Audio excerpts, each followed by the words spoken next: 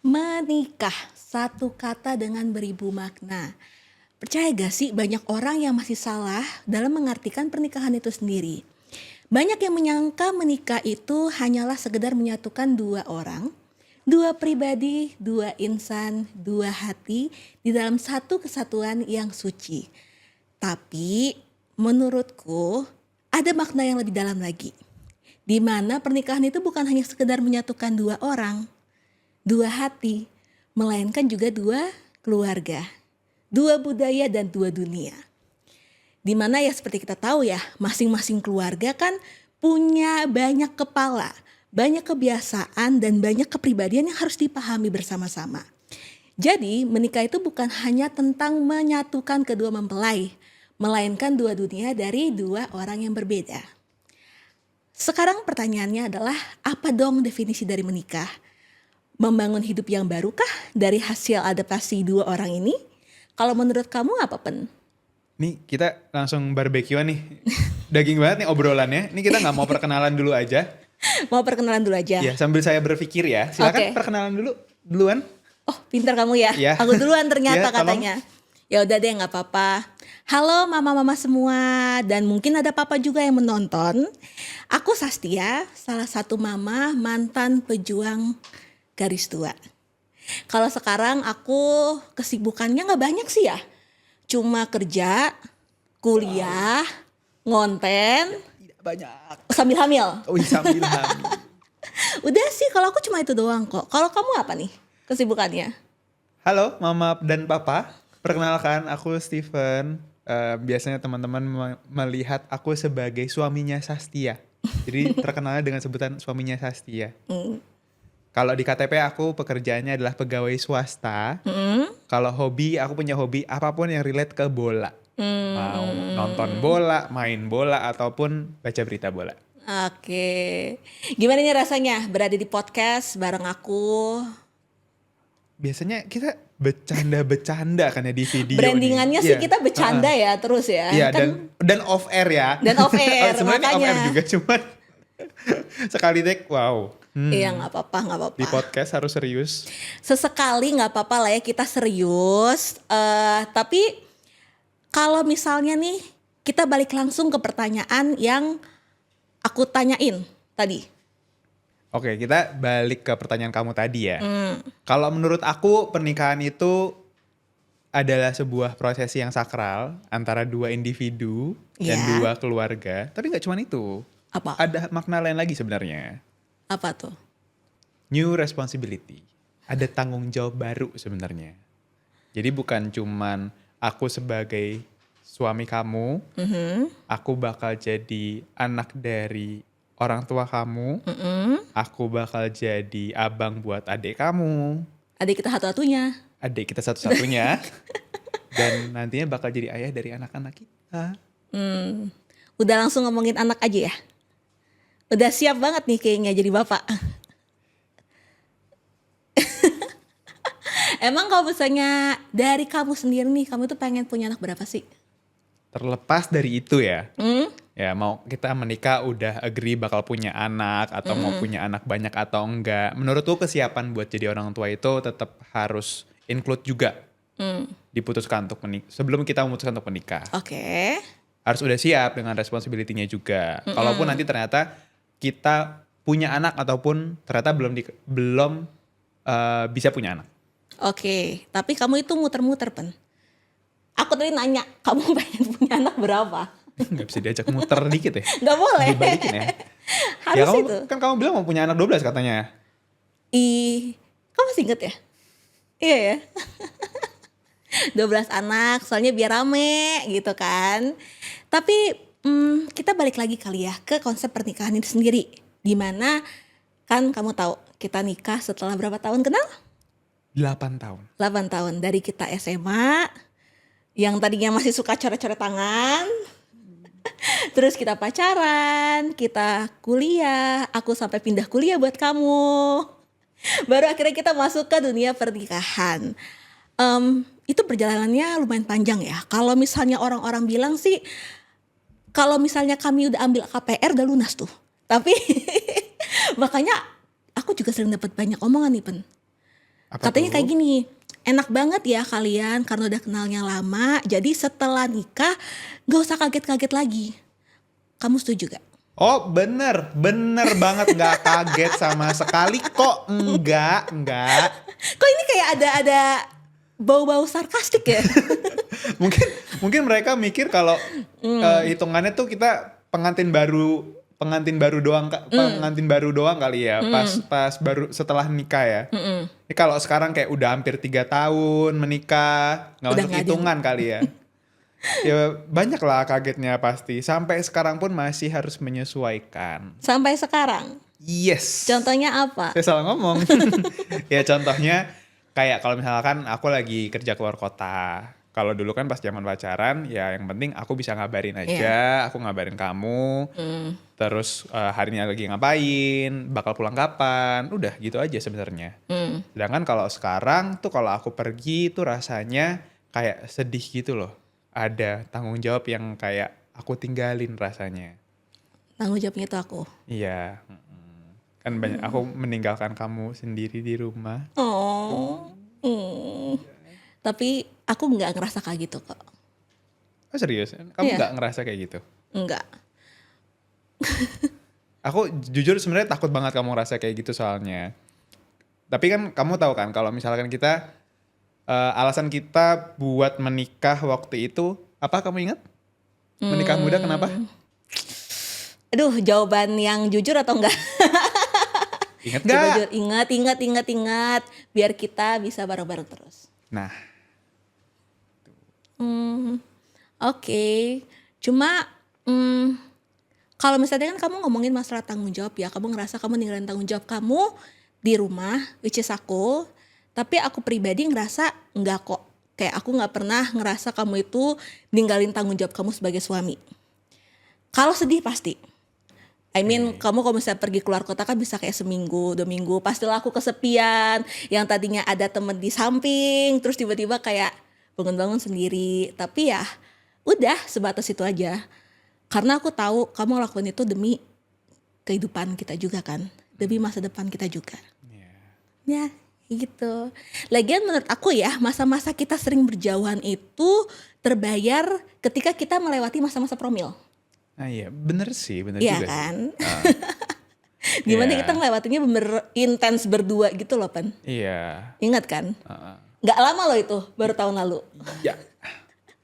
Tapi ngomong-ngomongin promil nih, aku juga sempat punya beberapa pertanyaan yang dilontarkan ke aku yang membuat aku juga lumayan overthinking and doubting myself. Ya, pokoknya meragukan diri sendiri lah. Oke. Tapi kalau misalnya aku cerita ke kamu jangan marah ya. Oke, tapi kenapa tuh emangnya? Jadi gini, kan kamu tahu ketika kita akhirnya memutuskan untuk mulai promil, aku akhirnya memutuskan untuk resign kan. Untuk meninggalkan pekerjaanku, di mana kantorku yang lama, kamu tahu tempatnya asik, teman-temannya asik. Dan aku sempat ada tuh kepikiran, oh apakah untuk menjadi seorang ibu segini besar pengorbanan yang harus aku lakukan. Dan itu bener kayak buat aku ngerasa ada krisis identitas jati diri. Pas banget lagi waktu itu quarter life crisis. Umur 25 tahun kan. Iya, udah 5 tahun. Nah itu dia. Cuma ujung-ujungnya aku kan dapat kekuatan dari kamu. Support dari keluarga, papa mama. Lingkungan kita juga ngedukung. Jadi ya kayak gitu deh. Ya, aku percaya kamu kuat lah. Tuh, dan sebenarnya ngelihat kamu kayak gini tuh jadi motivasi buat aku juga untuk jadi papa yang baik Dan suami yang baik. dan suami yang baik. Jangan papa aja. Oke, siap. Suami juga. Mohon maaf. Nah tapi nih kalau aku tanya sekarang, kamu sebenarnya udah siap belum sih? Jadi papa, jadi ayah. Jujur ada takutnya ya, tapi aku akan mencoba terus belajar dan menyiapkan diri pastinya. Semoga kamu sama anak kita nanti paham kalau ini juga pertama kalinya aku jadi papa. Mungkin aku nggak akan langsung bagus ya, tapi aku bisa garanti kalau aku nggak akan stop buat belajar. Syukur-syukur bisa jadi papa dan suami yang baik langsung ya, tapi kalau ternyata belum mampu, setidaknya aku berusaha yang pasti like buat kalian. Oh. Tapi kamu sekarang udah oke kan? Maksudnya pertanyaan-pertanyaan tadi tuh udah gak menghantui kamu lagi kan? Ini maksudnya apakah aku udah siap jadi seorang ibu gitu? Ya, saya kan mencari kalimat yang lebih halus aja sebenarnya. Tahu ya, ini Bumi lagi sensitif ya? Ya, mohon maaf. Jadi seorang mama itu gimana ya? Mengandung dan bawa anaknya di perut sih nggak berat. Yang berat ketika harus belajar dan ngerelainnya sih. Yang contohnya? Contohnya gini, ketika aku resign saat promil, kan itu pasti rasanya berat banget. Meninggalkan pekerjaan, meninggalkan sesuatu yang aku merasanya salah satu pencapaian lah pada saat itu. Ya. Iya kan, mendapatkan pekerjaan yang aku inginkan. Lalu sesimpel dari makanan, gak bisa lagi tuh makanan sashimi ataupun yang mentah-mentah. Yeah. Skincare juga banyak yang harus aku tinggalkan karena tidak bumil friendly, tidak bumil safe kandungan-kandungannya. Dan nanti ketika anak lahir, aku mesti belajar lagi untuk riset skincare bayi yang cocok buat anakku itu nanti gimana, yang aman buat anakku nanti itu gimana. Ya, benar. Iya kan? Jadi apalagi kan kamu tahu ketika kita pergi ke toko bayi, terus kita ngelihat produk bayi yang berjejer, Iya. di mana semua kandungannya mirip-mirip, semuanya klaim sama-sama safe. Dan kamu inget gak waktu itu perasaan kita gimana? Iya, bener banget. Makanya inget gak sih pas kita ke toko peralatan bayi waktu itu, kita sampai ngelongok saking banyaknya tuh barangnya. Iya, makanya semuanya juga sama-sama ngeklaim baik untuk bayi, safe untuk bayi. Makanya kita milih Mama's Choice Baby ya. Benar. Dan ini yang aku tahu satu-satunya brand yang ada internal efikasi tesnya. Jadi bukan cuma BPOM doang. That's why thanks to Mama's Choice udah ngundang aku dan juga udah nemenin kami dari kehamilan awal sampai sekarang. Tapi aku juga baru tahu sih, jadi Mama's Choice itu tim risetnya ternyata internal. Oh, Jadi mereka hiring sendiri oke. supaya kualitasnya itu terjaga. Padahal sebenarnya baru kan, orang baru ulang tahun ke-5. Baru 5 tahun kan mereka ya? Iya, tapi sertifikasi itu udah niat banget. Dari mereka punya uji klinis, ada hypoallergenic, terus ada uji dermatologis. Jadi emang benar-benar bukan cuma BPOM aja, bener yang kamu bilang. Oh, dan ini sebenarnya buat kita yang calon orang tua baru jadi terbantu banget gak sih? Jadi kayak kita lebih gampang untuk memilih skincare mana yang cocok. Iya, tapi ini bukan karena kita diundang mereka aja ya. Tapi emang as a brand, mereka meyakinkan dan memberikan ketenangan banget Oke. buat aku. Buat aku juga. Iya. Kayak contohnya, tadi aku baca produk baby face cream sama baby toothpaste. Iya. Itu mereka ada klaimnya. Apa tuh? Teruji efektif pada 9 dari 10 bayi. Oke. Nah, tadi aku penasaran, nanya ke brand manajernya. Kak, ini dari 9 dari 10 ini tuh persentase atau gimana? Atau beneran tesnya? Atau beneran tes? Terus ternyata enggak dong, emang ada efikasi tesnya yang tadi kamu bilang. Dan beneran dari 10 yang ikut uji ini, 9 nih bilang efektif. Oke, I see. Tadi dikasih lihat juga tuh hasil ujinya. Oke. Jadi udah tau dong, buat BBS kita mau beliin apa? Itu kamu gak perlu nanya, Aku udah masukin ke keranjang, nanti aku minta kamu yang check out. Oke, siap yang mulia. Udah kan? Oke. Jadi kan kita sekarang mau memberikan closing statement nih. Kita udah ngomongin panjang lebar dari the differences between before and after marriage life. Terus kita juga udah ngomongin apa tuh? Perjuangan kita selama promil sampai struggle kita untuk menjadi calon orang tua yang baru. Iya. Ya kan?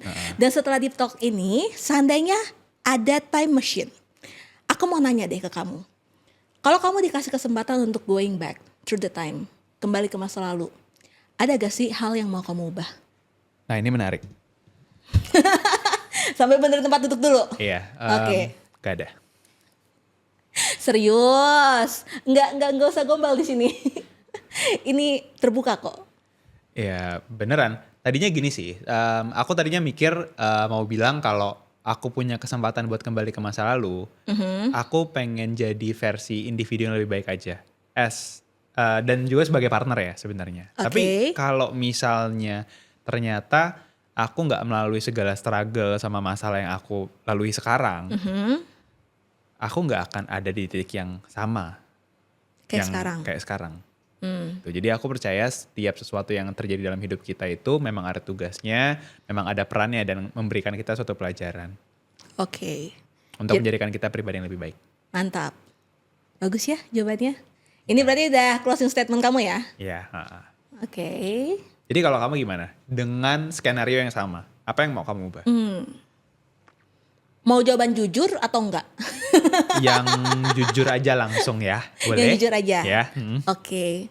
Sebenarnya sih kalau buat aku juga nggak ada yang aku mau ubah.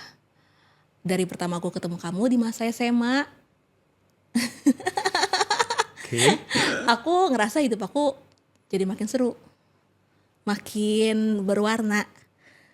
Jadi aku nggak mau mengubah satupun sih. Maksudnya kamu sudah mewarnai hari-hariku selama ini. Tapi beneran deh, aku beneran itu yang aku rasakan.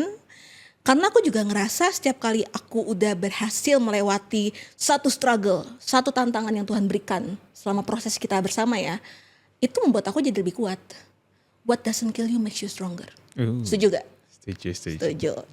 Dan mungkin kalau misalnya sebaliknya terjadi, di mana aku nggak sengaja nih mengubah salah satu jalan hidup yang udah kita lewatin, aku malah sedih. Karena aku ngerasa ya sama kayak kamu tadi bilang, setiap tantangan itulah yang membuat aku sampai titik sekarang. Oke? Oke. Wow, Keren keren. gak sih kita? Tas dulu. Tas dulu. Jadi paling tunggu. Tadi aku udah mau closing aja. Padahal sekarang kita harusnya memberikan suatu ucapan nih. Oh. Jadi sebelum kita mau menutup podcast ini, alangkah baiknya kita ucapin dulu selamat ulang tahun ke Mama Choice yang sudah menyediakan tempat untuk kita Deep Talk bareng sekarang. Iya dong, bener banget. Nih kita ucapin bareng-bareng ya. Iya. Aku yang hitung. Oke. 1, 2, 3. Selamat ulang tahun Mama Choice Indonesia yang kelima. Terima kasih Mama Choice sudah menemani perjalanan motherhood aku dan mama lainnya, serta parenthood kami. Dan juga mengurangi kekhawatiran kami satu persatu. Keep shining and inspiring, Mama Choice.